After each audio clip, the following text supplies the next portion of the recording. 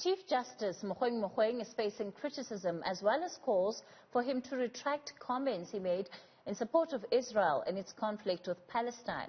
In an open letter, Howard Law School professor Ziad Motala says Mogoeng's conduct was even more troubling as he is the Chief Justice. In light of this, let's get the view on the line that exists between the personal views of judges and, in fact, the views that the offices that they hold then, and what that does in terms of their own public utterances. Joining us for this conversation is Johann Kriegler, who is a former Constitutional Court Justice. Justice Kriegler, good evening, and thank you so much for your time on News at Prime tonight. I imagine you've had some time to reflect on the latest statements that were made by Chief Justice Mogoeng. What are your reflections? Good evening to you and good evening to viewers. You know, the subject of judges speaking out in public on matters of public concern or contention is not simple. Judges are informed people. They're usually fairly well educated, they're experienced, they are trained in judging facts, and it would be harmful for society if they were to be completely silenced. On the other hand, the public expects judges to be impartial. It expects judges to stay out of the ordinary political debate, and that therefore, generally, judges should speak with very, very great care on matters of public contention. The general rule being judges speak in court and only in court. But that's only the general rule. There must obviously be exceptions. Sure.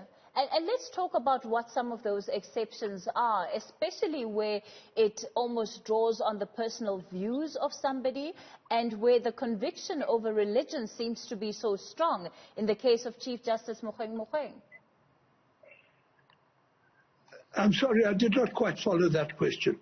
So what I'm asking you is, you say that even though it's undesirable for judges to make comments in public, they should speak only through court judgments, yet in the same breath, they shouldn't be silenced. So I'm asking you, where does that room to maneuver lie? What and how can judges express themselves without drawing the ire of the public and without creating the kind of controversy that we've seen the latest statements do?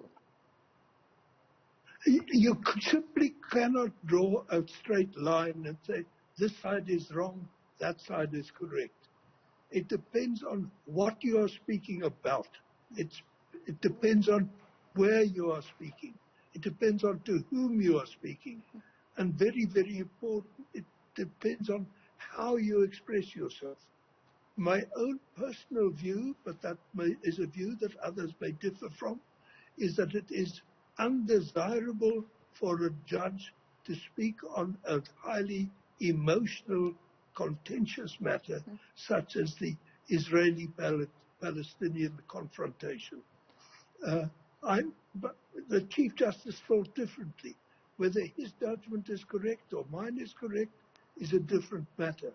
I also believe that the Chief Justice is not just an ordinary judge, and when he speaks with more gravity, with more weight, and therefore he should speak more carefully and more slowly than, for instance, myself speaking on a matter of public concern.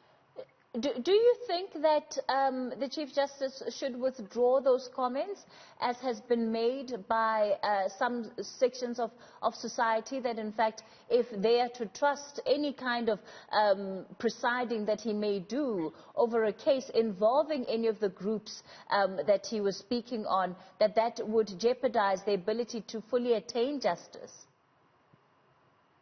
I'm sorry, the sound quality is just too bad. I cannot pick up sufficiently well what you are saying. I don't know how my sound is coming through. Sure, no, your sound is coming through perfectly. Let me try that again. Do you think the Chief Justice must withdraw the comments, as some are asking him to? No, I'm sorry. We will have to call this off I can't hear you well enough to make a... All right. Apologies about that. Apologies about that. Johann Kriegler is a former Constitutional Court judge, and of course, then sharing just his insights.